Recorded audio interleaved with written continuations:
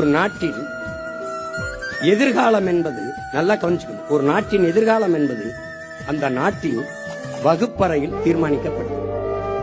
ஒரு நாட்டின் நலன் என்பது அந்த நாட்டின் ஒவ்வொரு வீட்டின் சமையலறையில் தீர்மானிக்கப்படும். ஏன்னா நோயற்ற வாழ்வே குறையற்ற செல்வம். ஒரு நாட்டின் நலன் அதான் செல்வம். இப்ப நலன் என்பது அந்த நாட்டின் ஒவ்வொரு வீட்டின் சமையலறையில் தீர்மானிக்கப்படும்.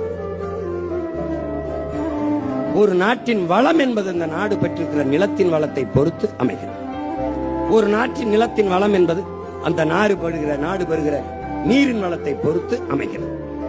ஒரு நாட்டின் நீரின் வளம் என்பது அந்த நாடு பெறுகிற மழையின் வளத்தை பொறுத்து அமைகிறது.